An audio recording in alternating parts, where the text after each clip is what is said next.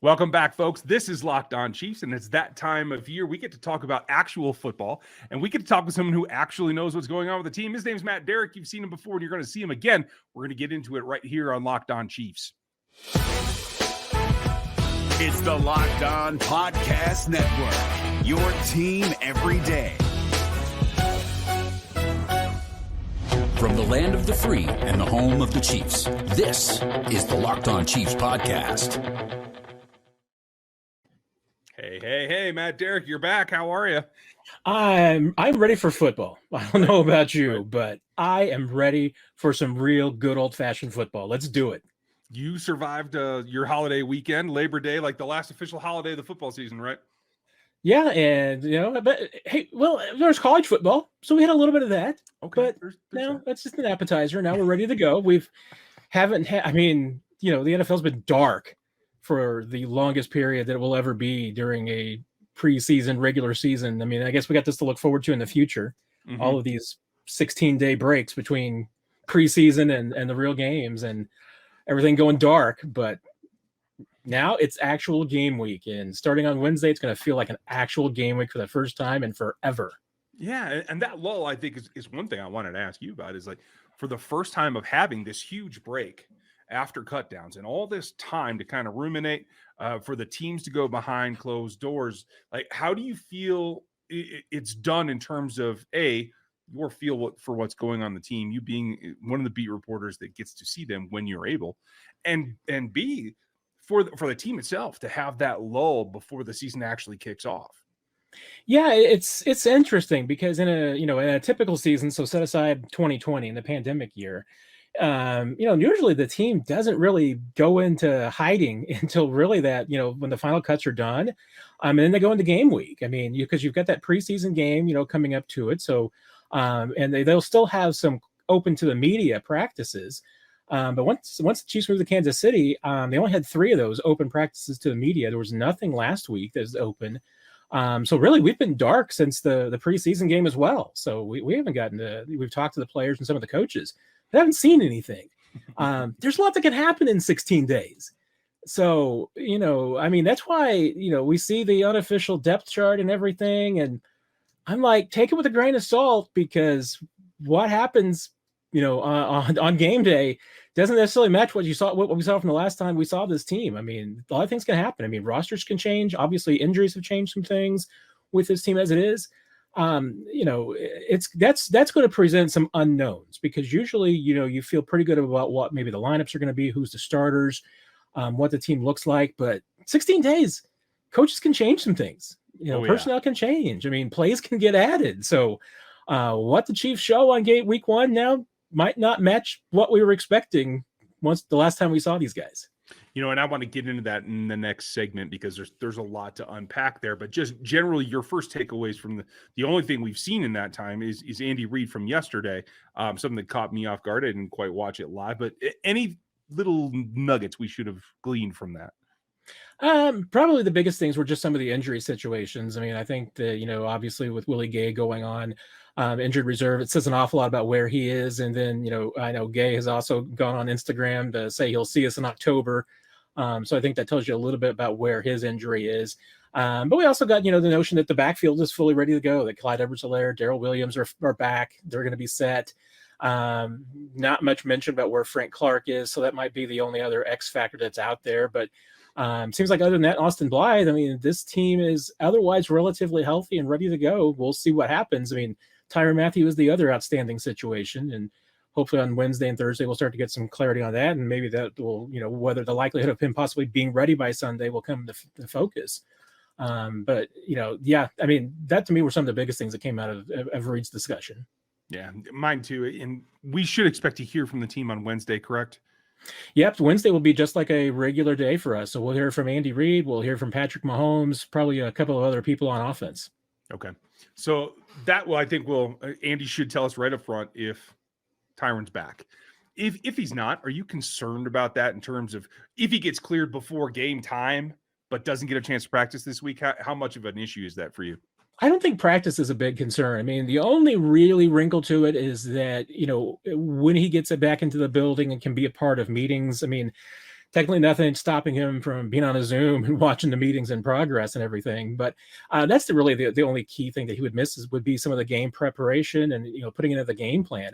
But other than that, it's Tyrann Mathieu. I mean, he's a vet. He knows what he's doing. So this isn't a guy that needs to get, especially this time of year, 3 days of practice. I mean, these guys are ready to go. So the fact that he's just had a little bit of time off, frankly, all the guys have had time off. And I think that's probably going to be a talking point to the first few weeks of the season, is that I don't think it'll be as bad as last September, but I don't think its play is going to be as crisp as we would normally expect for the beginning of the season. Because the layoff is a thing. The lack of preseason games is a thing. There's a lot of starters around the league who haven't played. Not true in Kansas City. They've played. Right. But the layoff is of note. So I don't think it's going to affect Mathieu. Like I said, I think he'll play, but it's just how much can he be a part of the preparation and the game planning. I agree with you. And I think later we'll talk about some of that, but I want to get into what could have been going on or what we should expect to be unexpected here as we come into game week. We'll talk about that coming up next. It's that time of year again when all eyes turn to football and the NFL gets back on the gridiron. As always, BetOnline.ag is your number one place for college and pro games to get you into the action. Get all the updated odds, props, and contests, including the biggest online contest, $500,000 NFL mega contest, as well as the $200,000 NFL Survivor contest. They're both open now at BetOnline.ag. Head to the website, use your device, whatever it is, and you'll get a 100% welcome bonus. Take advantage of it and get in on the opening day super promo. $25 bet. Even if you lose, you get your money back. BetOnline is the fastest, easiest way to get all of your bets into the action, football and everything else. Use our promo code Locked On over at betonline.ag, your online sportsbook experts. So like you said earlier in the first segment, an unofficial depth chart's been released for what that's worth. Well done, PR department. It reminds me of my 53 every year because I think most of the time they're just guessing by practice reps too. But anything that stood out to you that we should be at least keeping an eye on? I mean, obviously, Ben Neiman sliding into the spot with Willie Gay out on the lineup. I mean, that's somewhat predictable. I mean, it would probably be pretty bold for to just go ahead and put Nick Bolton in that starting spot. And I mean, it's a gray area. I mean, I can certainly see Steve Spagnuolo being comfortable with a veteran hand in there against a team like the Browns in Week 1, and maybe not wanting to put everything on the Nick Bolton's plate. But I'd still expect Nick Bolton to get a lot of reps. I mean, I would still think that we're going to see the Chiefs in a lot of 4-2-5 looks, a lot of nickel and dime packages. Whether, how much, obviously, if Tyrann Mathieu is in there, is going to affect where Dan Sorensen's playing. He would normally probably be the guy who's in there playing in the box that would take some reps from a linebacker. We'll see. I mean, I think if the Chiefs want some, especially if they need some big defensive plays, I think Nick Bolton needs to be in there. So that in the Tyrann Mathieu situation are really biggest X factors for me on defense. I mean, we'll see if Frank Clark starts and is ready to go. I mean, I've got no indication that he's not. Really, on the offensive side, yeah, there's some question marks. I mean, I'm curious to see what the wide receiver rotation behind Hill will be. But I'm also a little bit curious in what the Chiefs are going to do on the offensive line. I mean, we are all under the assumption that Lucas Niang is going to be starting at that right tackle spot. But like I said, given 16 days, without any prying eyes, if there's one position that Andy Reid wanted to make a change and go with a veteran, Mike Remmers would be the guy. So we will see. I can't, there's nothing I can tell you that lineup right now is 100% in ink. That's exactly where I was going, because that's something like Andy would show you something all preseason and then flip. I have a couple of ideas about that, but that lineup in particular, I won't be alarmed if that's exactly what happens and Remmers comes out. So you don't put all that pressure on three rookies, especially Lucas, who I think is going to have probably the worst matchup on that unit this particular week. I could see them trying to give him a break. That makes sense to me. Will it surprise you? I know it's a possibility, but would it surprise you if Mike Remmers gets the start? Honestly, it wouldn't. And that's not a knock on Lucas Niang necessarily. It's more just exactly what you said, that especially with this lineup, this early in the season with these first 4 games, having another veteran in there, especially next to those 2 rookies, I think would be a benefit. And if anything, I mean, if you're talking about trying to build the confidence of a young offensive line and really get that group going, which would be easier, bringing Lucas Niang in later, after maybe he's gotten his feet wet a little bit here in the league, and then, doesn't get starting until a little bit later into the season, or throw him out there immediately. That could be the kind of thing that, kind of could hurt him for a while if he goes out there and struggles. Whereas, Mike Rimmers, if he goes out there and struggles, he's a vet. It's not going to mess with his mind too much. I'm not predicting anything here, and I'm not saying that, hey, that Lucas Niang hasn't earned the job. I mean, clearly you watch everything. He's done everything the team has asked of him. Sometimes it's just not enough. And sometimes teams want to go in just a different direction, and they've got a different plan. And, if Rimmers hadn't had the back injury, we'd probably have a completely different conversation right now. But I mean, it's the one thing that I can't say with 100% certainty. I mean, that's the one position, especially on offense, I'll be watching the run throughs to see who is lining up there. I'm expecting it to be Lucas Niang, but you never know. And I'll be watching your timeline. I'll tell you that. And folks, we're not predicting this. I don't think either of us is, but I will say this: the more that I've gone through, and we're going to talk more about this on the game plan video on Friday afternoon to get you ready for the game. If I'm Cleveland, there's no way that I'm not stacking Jadeveon Clowney and Myles Garrett in the C and B gaps and just attack Lucas all day long. And I don't know, like you said, the confidence factor for a young player like that, especially like I feel like he and Trey communicate pretty well from what we've seen to this point, but that takes it to a whole different level, those two pass rushers. Yeah, and that's why, I mean, I've been asked a lot this week about, Myles Garrett against Orlando Brown, and, maybe that's the matchup to watch. I think you're right. I mean, if I'm a defensive coordinator going up against the Chiefs right now, as gaudy as the resumes as these rookies are coming into with as rosy expectations as there are, that's exactly where I'm attacking. I am attacking that right side of the line with everything I've got, because until those guys prove something, you got to. And that's the kind of thing that could really, for this offensive line, I mean, it to me, this early start, if it is the three rookies that are there and how well they perform, especially in week one, is going to go a long way, I think, to just telling the future of this offensive line. I mean, because if they struggle early, that's something that could take them a while before they bounce back from and gel and can really get together. If they have a great week one, maybe that's an indication that, you know what, sky's the limit, and they really are going to be as good as a lot of people think that they can be. But right now it's all on paper. Nothing's down yet. So until they do it, we don't know how they're going to perform when the bullets start flying. Well, and I'll say this too. You could always bring them in. If you get to a comfortable lead, you can always platoon in the second half, the fourth quarter, whatever you want to do, to get some of those early reps that aren't putting the game on the line from the starting bell. You know what I mean? So, like, I'm not going to be concerned with that. I hope you guys don't get too concerned about that. The question is the communication there? And I think that is all about not just between the five of them, but between Mahomes and them. I look for it to be pretty quick-paced passing game with selected shots here and there. I don't think that's got to be the basis of the game plan. Do you? No, I don't necessarily, but at the same time, I mean, I'm expecting this offense to come out, ready to push the ball a little bit, for no other reason than that's what the Chiefs offensively seem to do every year early on. I mean, they've got a few new wrinkles that they want to show. They clearly have no break in the first quarter of the season. Andy Reid certainly doesn't. So they're going to do what they're going to do. I mean, to me. And so, I think you could certainly see a little bit of the fast break offense Chiefs. I don't think they're going to be forcing the ball downfield, but I think they're going to push it a little bit. They're going to do what they do. And if that means, you got some 90-second drives that go 5 plays and 80 yards, it's going to happen.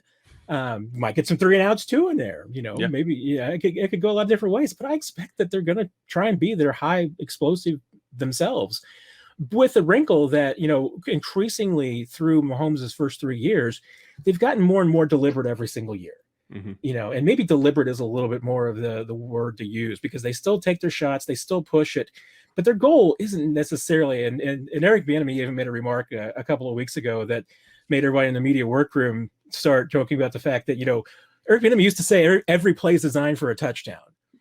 Well, not every play is designed for a touchdown with these Chiefs. So this Chiefs team is, they want to move the ball a little bit, control it. I mean, they want to take some time. They want to take the heat off the defense.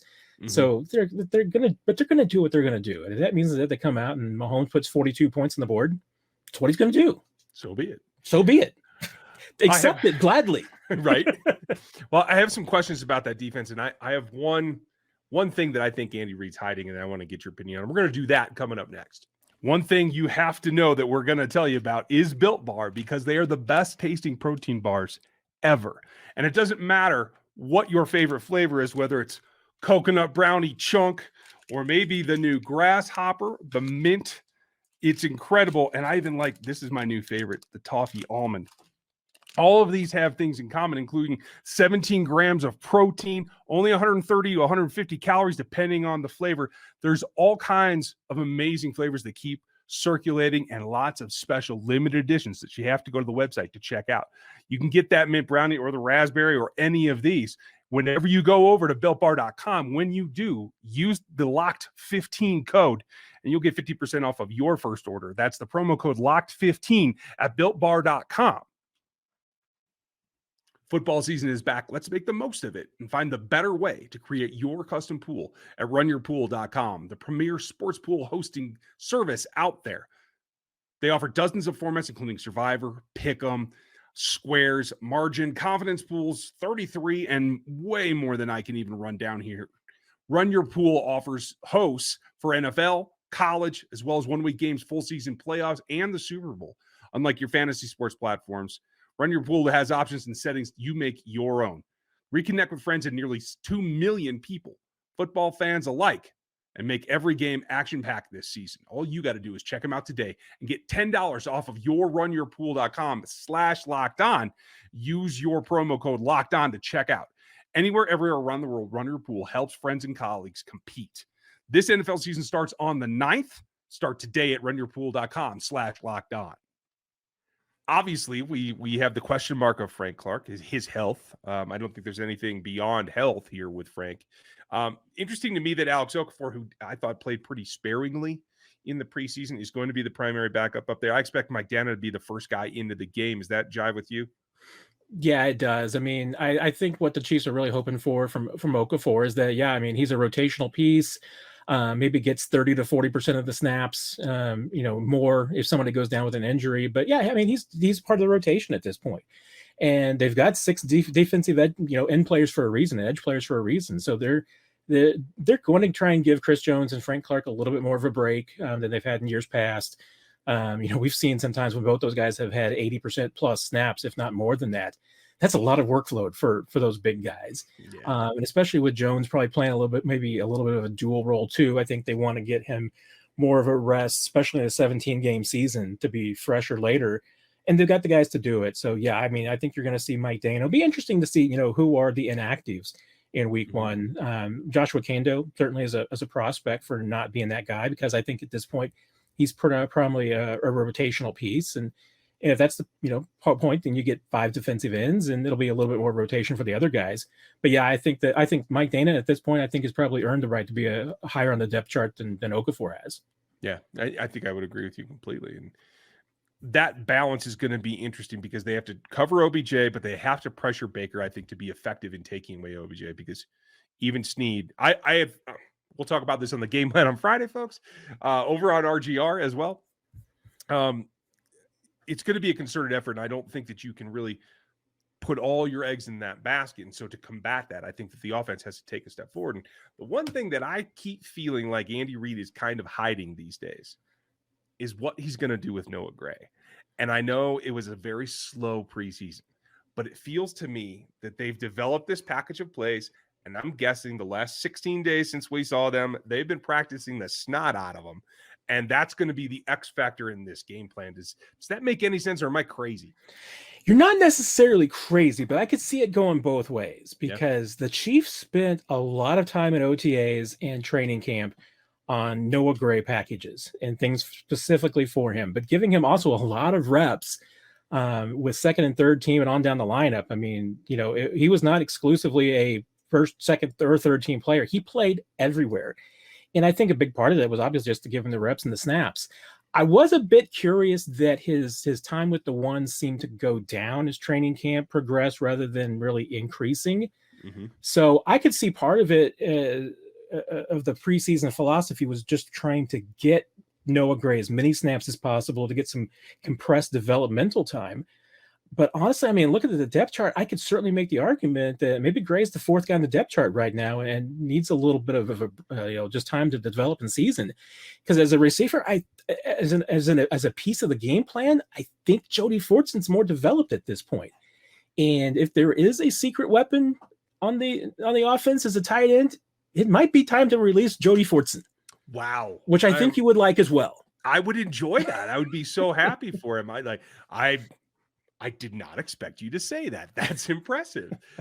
If that happens to be the case, I mean, what do you have? You have smaller linebackers. Jody's clearly got a size advantage over the Cleveland backers. I would say that he has a speed advantage as well for the most part. Wow, that's really interesting. I went the total opposite thing, that this is Andy's, like, he didn't do he stubbed his toe and went to IR in the last possible second thing this year. So I kind of thought, like, we're just going to bury no over here. Nobody look. We're all shiny over on this side. You know what I mean? But maybe you're right. And so that brings me back to whoever it happens to be, how much of the second tight end do you expect to see here in week 1 or early in the season, say? That's really curious because, last year we saw the Chiefs get away from the tight end a little bit as far as, multiple tight end sets, and especially at least compared to Andy Reid's past. But honestly, I think it's just because he didn't feel like he had the horses last year, the guys who could, do the things that he wanted to get done. And certainly from a offensive standpoint, as far as being an actual weapon in the offense. Now you do have at least, 3 guys behind Kelsey who can do some different things. I mean, Blake Bell, obviously, if he's in there, most of the time it's going to be to block. He's not going to be a primary or a secondary or tertiary receiver. I mean, he's going to be in there to block. And honestly, I expect you'll see a lot of Blake Bell on Sunday, because I think they're going to need the help for the offensive line to just, get some chips here and there and help out those guys, especially early on in the season. The curious question to me might be how many 3 tight end sets that you see. And if you do see Fortson out there a little bit, if he's the active one, and you see some pairing with him and Kelsey, or you see him out there with Kelsey on the bench, or if it is a Gray, you see a little bit just of more of those guys and less of Kelsey, trying to, because one of the goals of drafting Noah Gray was certainly with the idea that you give some rest on the wear and tear of Travis Kelsey too. So that's what I'm really curious at, to see how they deploy the other tight ends and in conjunction with Kelsey. And if we are going to see, this team going back to some of Andy Reid's bread and butter, building around the tight ends and having multiple tight ends out there and doing different things. It goes back to our earlier conversation too. If you are going to start Niang against those pass rushers, maybe his best friend is Blake Bell, whether it's in the H or the Y in line or whatever, just to constantly help him. I know you never want to limit yourself by keeping a 6 blocker all the time. This might be a week to do it. Yeah, it really could. I mean, and hey, Blake Bell is not the world's greatest blocker or anything, but he's solid, and he's a veteran guy, and he knows what he's doing. So it's not like I'm expecting Blake Bell to be able to go out there and take on Myles Garrett one-on-one. No, nobody's expecting him to do that. But you're talking about a guy who can give a little chip here and there, who can just help out, who's got the experience to recognize some packages and see what's coming off of the edges. That's tough for a rookie. And it would certainly be a tough guy for like Jody Fortson even still, because Fortson's still developing in that position. And that was the one thing during training camp that he was really coming along with, but it's still the thing that he needs to work on, is blocking. And especially, recognition when, what is his role? Blake Bell's got a lot better firm grasp of that. So you're right. I mean, I think he's going to be the tackle's best friend, especially early in the season. Well, I think it's going to be interesting, folks. We'll be back. We'll have a little bit more as we go through the week. The crossovers tomorrow, our game preview. Matt will be over on RGR on Friday. Thanks for all the time today, Matt. And despite the fact that I think that there's 6 defensive ends on the Chiefs roster, I do realize that there's only 5. I'm with you. I think after I said it, I was like, right? wait, Tim Ward is not on this roster anymore. Why isn't Tim Ward here? I wasn't going to correct you, but hey. But then I felt like I better correct myself before everybody corrects me. Well, see, if you all didn't wait for the end of the episode, that's why you do it. Just real point blank then, knowing the Kando is 5, is he active? Probably not. I still think that, I mean, I could certainly see with 9 defensive linemen only that maybe they all will be active, but if the odd man out on that line right now would be Kando. Okay.